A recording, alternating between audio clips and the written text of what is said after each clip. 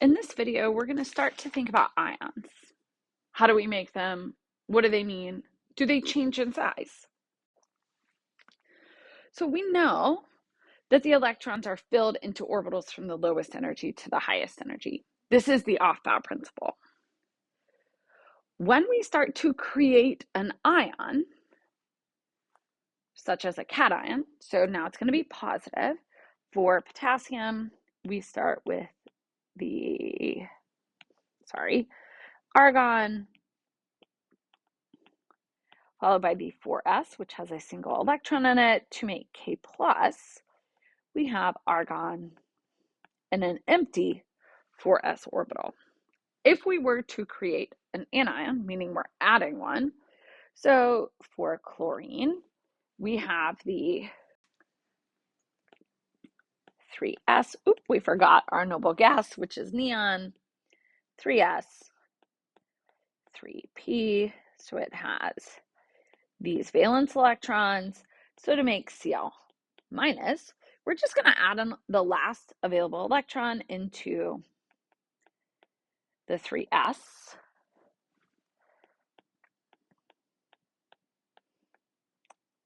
3s, 3p. So electrons are going to be added to the outermost electron. They're also going to be removed from the outermost electron. However, transition metals are no rules kids are added again. They are going to be different for logical reasons. So the proximity of the s and the d orbitals, meaning they're super close in energy, the highest energy orbital is actually the s orbital, regardless of whether or not the d orbital is filled. So when electrons are removed, they are removed from the s orbital first, then any remaining electrons are from the d orbital. So let's look at vanadium, which is argon, 4s, 3d. So vanadium looks like this. When we make the vanadium 2+, we have argon,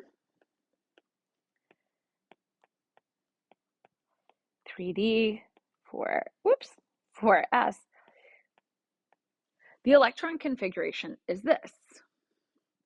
We remove from the 4s first, regardless of anything else. For vanadium 4+, we have argon. Well, those don't look close at all, but that's okay. So we're going to take the 5 outer electrons. We're going to remove 4 of those, both of the s and 2 of the d. So it is s orbitals first. Anything else comes out of the d electrons. Hund's rule does not apply in this case. All of the s electrons leave, then any remaining electrons come out of the d orbitals. So you might be asking, well, do we really have evidence for this? So it turns out that we can use the magnetic properties of metals in order to determine whether or not this occurs. So for silver, we have krypton, 5s, 4d, have one electron here, and a fully filled d orbital shell. So if there are any unpaired electrons, which we see here, this element is paramagnetic. However, when we go to silver plus, we have krypton, 5s, 4d, and we just have the 10 d electrons.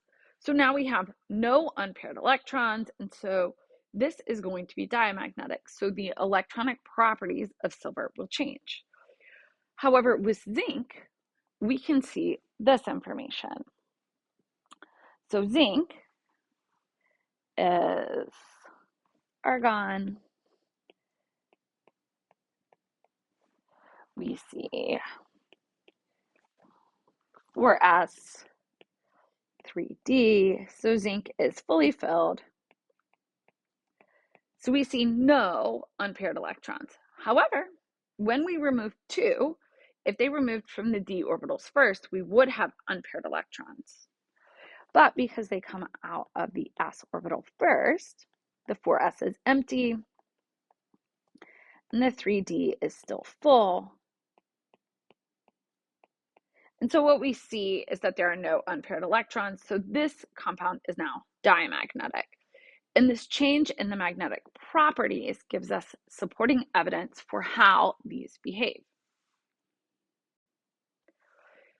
So let's write and draw the electron configurations for some of these ions using the Nobel Gas configuration. So for cobalt 2+, it is going to be argon. Then we have the 4s, followed by the 3p, 3d. And so in this case, there are 1, 2, 3, 4, 5, 6, 7, 8, 9 electrons. We've lost 2. So the remaining 7 are going to be in this should say D. So 1, 2, 3, 4, 5, 6, 7. And there are no electrons left in the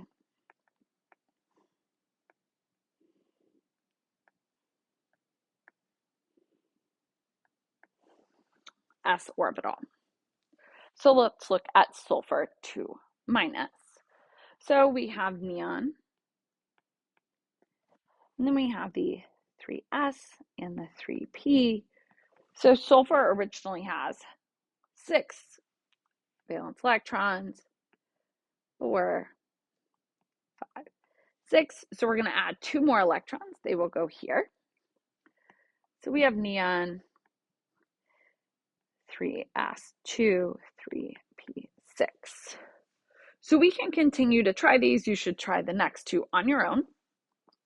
But let's think about how we might make these anions and cations.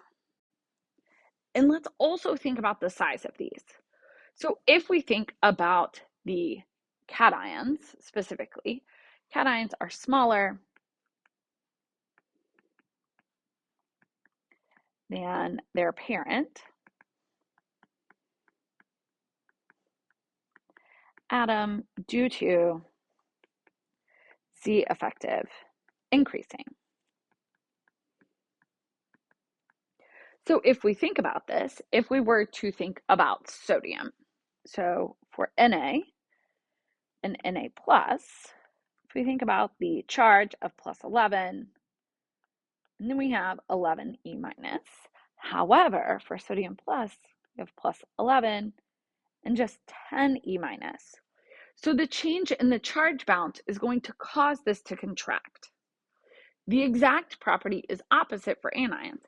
Anions are much larger than their parent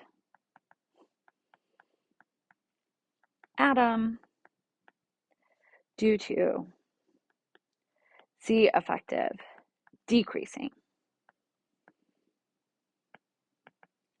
So for chlorine and chlorine minus, so chlorine has 17 plus 17, and then we have 17 E- versus plus 17 and 18 E-. So that extra electron is now going to start to repel one another. And the repulsion of electrons is going to cause the element to get bigger. So if we look at potassium and potassium plus, which is going to be larger? So the cation is smaller, so the potassium will be larger. If we look at bromine minus and potassium, which is going to be larger? So potassium is the largest element in the N=4 shell. However, that negative charge is going to make it so much larger that in this case, the bromine minus is going to be larger. But can we really compare different atoms? And how could we go about doing that? So we can use something called an isoelectric series. And this is a group of atoms and ions that contain the same number of electrons. So the same number of electrons means that we're going to have varying atomic numbers. So the largest ion in an isoelectric series is the element with the lowest atomic number. So in this series, from O2 minus to aluminum 3 plus, all of these have 10 electrons. Oxygen has gained 2 to look like neon, and aluminum has lost 3 to look like neon. But in this case, oxygen is the largest because it has the fewest number of protons. And so we see the highest degree of repulsion. So in an isoelectric series, we can use this information. So how do we actually make an ion? So if we think about sodium again, so we have sodium goes to sodium plus 1E minus. This is going to be the IE1, and that's going to be 496 kilojoules per mole. So it costs roughly 500 kilojoules to remove that first electron. But let's say we wanted to make Na2+. So we're going to take our Na plus, goes to Na2+, plus 1E minus, and IE2, or just I2, is 4,560 kilojoules per mole. For all elements across the board, the energy required to remove the second electron is greater than the energy required to remove the first electron. So when we think about this, what does that mean? We can also create a trend of the ionization energies. So Z effective increases across a row, and so does the ionization energy. So if you draw a periodic table,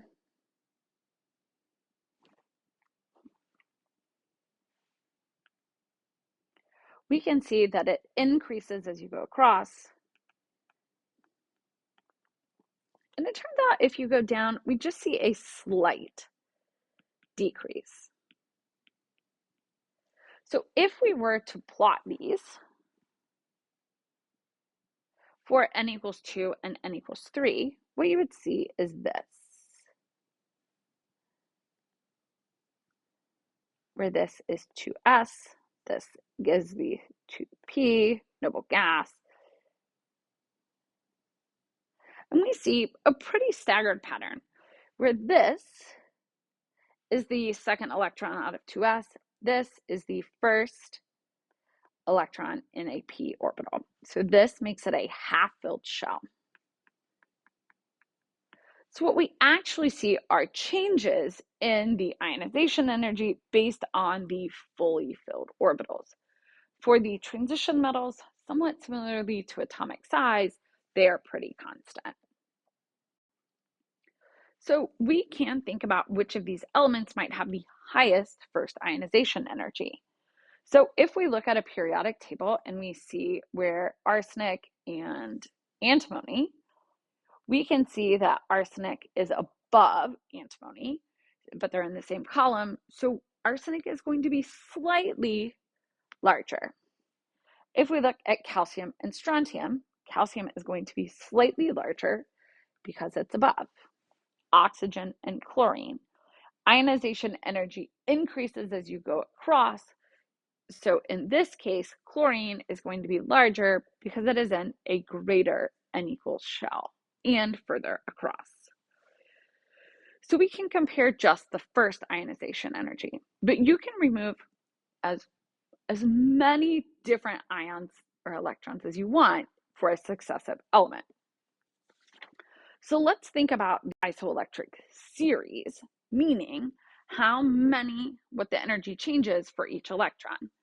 So if we look at silicon going to Si plus 1E minus, this is going to be, so I1 is 786 kilojoules, per mole.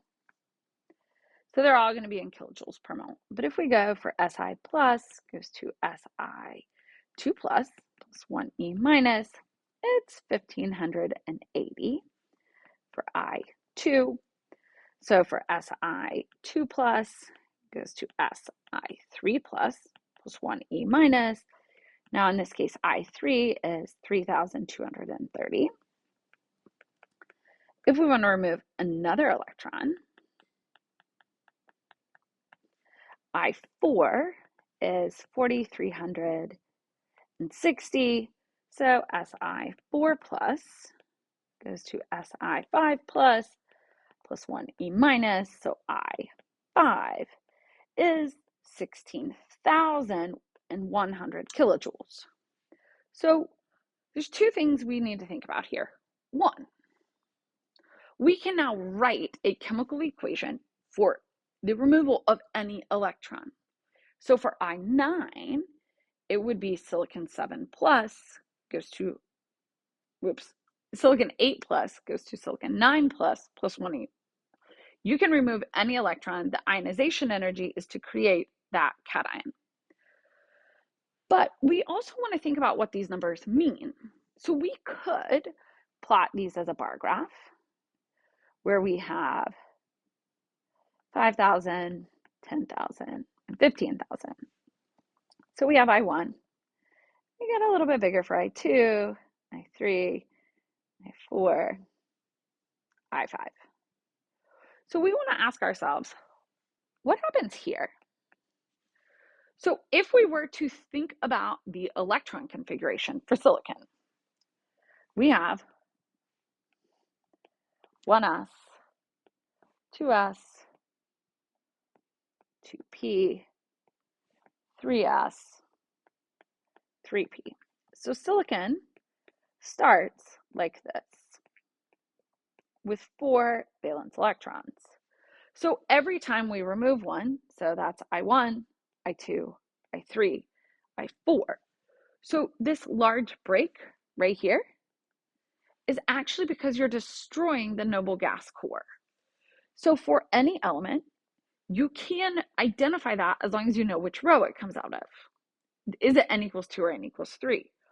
Because this big break right here essentially identifies where the noble gas core collapses. So we can and will identify those. So what about if instead of creating a cation, we want to create an anion? So in this case, we want to add an electron. So we are now going to look at electron affinity. Now, electron affinity is a little weird because we're going to take chlorine plus 1E minus, and that gives us Cl minus. We can add a second electron, so Cl minus plus 1E minus gives you Cl2 minus. So we want to think about how, and more so what it means is how does the electron affinity change as we move across. So if you look in your slides, you have a graphic, and the transition metals are not present because their electron affinity is greater than 0. So what we see is these are more negative, and we see little change. But if you look in the graphic on your slides, what we really see is there are some of them, like the noble gases, that are greater than 0, and some half-filled electrons, such as nitrogen. So nitrogen has the 2s, 2p. So its valence structure looks like this. For elements that are half-filled, they are unlikely to take another electron because it will unbalance this. So the electron affinity is going to be greater than 0. So we can compare the electron affinities by saying it is more likely to take an electron. So it will have a more negative number. So it will be a greater magnitude, but in fact, the number will be smaller. So make sure that you think about that in terms of this. So we can rank them just like we have in the others. So if we were to think about all of the trends that we've looked at, some of the summaries are across a row, the atomic size will decrease. As we go down a column, it's going to increase. Ionization energy, or I1, increases as you go across, and it decreases as you go down a column. Electron affinity has no change or a very minimal change, and it is decreasing in value, or it is going to be more negative. So it is going to have a stronger electron affinity as you go across a row, which is a little weird because when we look at these, the trend for electron affinity is quite complicated. You have to take into the half shells or fully filled shells. Some of them are greater than 0, which means they have no electron affinity. So these are the trends that we have learned about.